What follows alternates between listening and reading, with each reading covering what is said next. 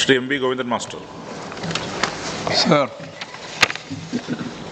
NH-66 പ്രവൃത്തികളാകെ ഒരു ഘട്ടത്തിൽ 2014 government തന്നെ ഭൂമി ഏറ്റെടുത്ത് തരാനാവില്ല എന്ന നിലപാട് സ്വീകരിച്ചതുകൊണ്ട് അന്നത്തെ UDF ഗവൺമെൻറ് അതിനി മുന്നോട്ടേക്ക് പോകാനാവില്ല എന്ന ദേശീയ പാത അതോറിറ്റിയുടെ തീരുമാനത്തെ നിശ്ചയദാർഢ്യത്തോടുകൂടി കേരളത്തിലെ ഇടതുപക്ഷ ജനാധിപത്യ മുന്നണി ഗവൺമെൻറ് അതിൻ്റെ മുഖ്യമന്ത്രി ശ്രീ പിണറായി വിജയൻ മുൻകൈ എടുത്തുകൊണ്ടാണ്, ഇത് കേന്ദ്രമന്ത്രി തന്നെ ചൂണ്ടിക്കാണിച്ച കാര്യം, മുൻകൈ എടുത്തുകൊണ്ട് ആരംഭിച്ചിട്ടുള്ള നാഷണൽ ഹൈവേ 66 ഭൂമി ഏറ്റെടുക്കലുമായിട്ട് ബന്ധപ്പെട്ട് വേറൊരു സംസ്ഥാനത്തിനും ബാധകമാവാത്ത നിലയിൽ കേരളത്തിന് ഭൂമി ഏറ്റെടുക്കുന്നതിന് വേണ്ടി NH-ന് പണം കൊടുക്കേണ്ടി വന്ന സ്ഥിതി, 5580 കോടി രൂപ കൊടുക്കേണ്ടി വന്നൊരവസ്ഥ, യഥാർത്ഥത്തിൽ ഈ വൈകിക്കപ്പെട്ട അവസ്ഥയിലാണത് ആ രീതിയിൽ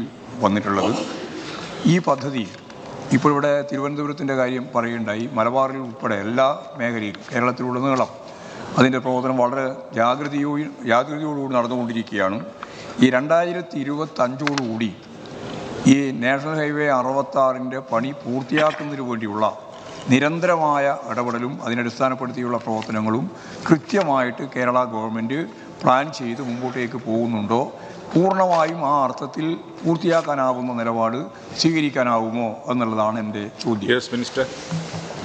സർ, ദേശീയപാത വികസനത്തിൻ്റെ ഭാഗമായുള്ള NH-66 മഹാരാഷ്ട്രയിൽ നിന്നും ആരംഭിച്ച് തമിഴ്നാട് വരെ, മഹാരാഷ്ട്രയിലൂടെ കർണാടകയിലൂടെ കേരളത്തിലൂടെ തമിഴ്നാട് എത്തുന്ന ഈ പദ്ധതി ഉപേക്ഷിക്കപ്പെട്ടതായിരുന്നു. ഇവിടെ ബഹുമാന്യനായ ഗോവിന്ദ മാസ്റ്റർ ഇവിടെ സൂചിപ്പിച്ചതുപോലെ ഇത് ഉപേക്ഷിക്കപ്പെട്ടിരുന്നു. UDF ഭരിക്കുന്ന കാലത്ത് ഇത് ഉപേക്ഷിക്കപ്പെട്ട പദ്ധതിയായിരുന്നു.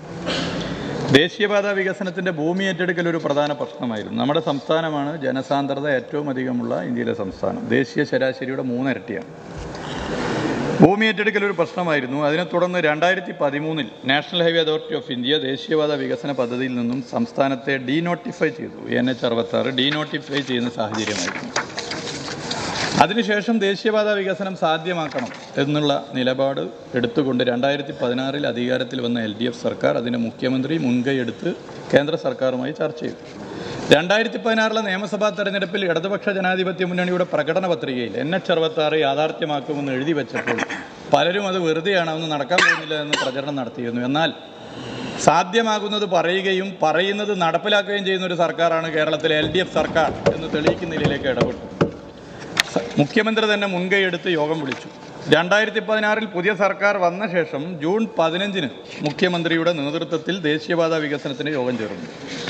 പിന്നീട് പ്രധാനമന്ത്രി, കേന്ദ്ര ഉപരിതല ഗതാഗത മന്ത്രി എന്നിവരെ നിരന്തരം സന്ദർശിച്ച് മുഖ്യമന്ത്രി കേരളത്തിൽ ദേശീയപാത വികസനം സാധ്യമാക്കാനുള്ള ശ്രമങ്ങൾ നടത്തി.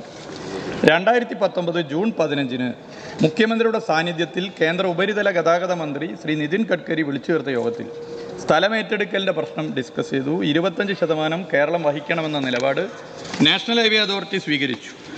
കേരളത്തിൽ തിരിച്ചെത്തിയ മുഖ്യമന്ത്രി ഉടനെ തന്നെ ജൂൺ 19 ഉന്നതതല യോഗം വിളിച്ചു. ദേശീയപാത വികസനം സാധ്യമാക്കുന്നതിന് സ്ഥലമേറ്റെടുക്കലിൻ്റെ 25% സംസ്ഥാനം വഹിക്കാനുള്ള തീരുമാനമെടുത്തു. സർ, ഇന്ത്യയുടെ ചരിത്രത്തിൽ ആദ്യമായിട്ടാണ് ഒരു സംസ്ഥാന സർക്കാർ ദേശീയപാത വികസനത്തിന് വേണ്ടി ഫണ്ട് വിനിയോഗിക്കുന്നത്. അത് നമ്മുടെ കേരളത്തിലാണ് എന്നുള്ളത് ഞാൻ ചൂണ്ടിക്കാട്ടാൻ ആഗ്രഹിക്കുകയാണ്. അതൊരു ക്രെഡിറ്റ് ആയിട്ടല്ല പറയുന്നത്, ഒരു നിവർത്തികേട് കൊണ്ട് ഒരു പദ്ധതി, ജനങ്ങൾ ആഗ്രഹിക്കുന്ന ഒരു പദ്ധതി യാഥാർത്ഥ്യമാകാൻ വേണ്ടി സർക്കാർ ചെയ്തതാണ്.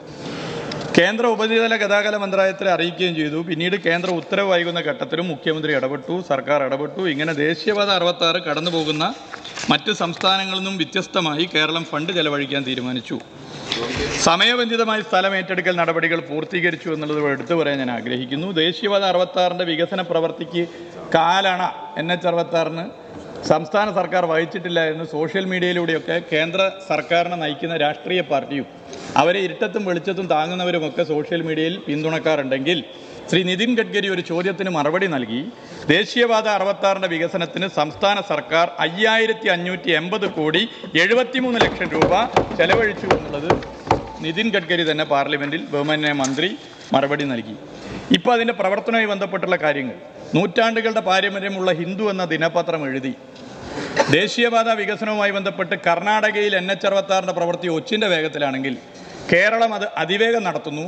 കേരളത്തിലെ മുഖ്യമന്ത്രിയും വിവിധ വകുപ്പുകളെ ഏകോപിപ്പിച്ച് സർക്കാർ ആകെയും ഇടപെടുന്നതിൻ്റെ ഭാഗമായി കർണാടകയ്ക്ക് പോലും മാതൃകയാവുന്ന നിലയിലേക്ക് കേരളം മാറി എന്ന് നൂറ്റാണ്ടുകളുടെ പാരമ്പര്യമുള്ള ഹിന്ദു പത്രം എഴുതി. നമ്മുടെ സംസ്ഥാനത്തെ മാധ്യമങ്ങൾക്ക് മറ്റു പല തിരക്കായതുകൊണ്ട് ഇത് മറന്നുപോയതാണ്. എന്നാൽ ഹിന്ദു പത്രം ഇത് വളരെ കൃത്യമായി റിപ്പോർട്ട് ചെയ്യുന്ന സ്ഥിതിയുണ്ടായി. ഇവിടെ ഇപ്പോൾ ദേശീയപാത 66 കഴക്കൂട്ടം എലിവേറ്റഡ് ഹൈവേ, കോവളം കാരോട് ബൈപ്പാസ്, നീലേശ്വരം ROB എന്നീ പദ്ധതികൾ ഇതിനോടകം പൂർത്തിയാക്കി കഴിഞ്ഞു. തലശ്ശേരി മാഹി ബൈപ്പാസ്, പാലോളി മൂരാട് പാലം അതൊക്കെ അന്തിമഘട്ടത്തിലാണ്, ഉടനെ തുറന്നു കൊടുക്കാനാകും. അതുപോലെ നിരവധി പദ്ധതികൾ പൂർത്തീകരിച്ചു. മലയാളിയുടെ ചിരകാല സ്വപ്നമായ ദേശീയപാത 66 കാസർഗോഡ് മുതൽ തിരുവനന്തപുരം വരെ 45 മീറ്റർ NHAIയുമായി ചേർന്ന് നിന്നുകൊണ്ട് ഒരു സംസ്ഥാന സർക്കാരിൻ്റെ നിശ്ചയദാർഢ്യത്തോടു കൂടിയുള്ള ഇടപെടലിൻ്റെ ഭാഗമായി 2025 പൂർത്തീകരിക്കാനാകുമെന്നുള്ള സന്തോഷ വിവരം ഈ സഭയെ അറിയിക്കാൻ ഞാൻ ആഗ്രഹിക്കുന്നു.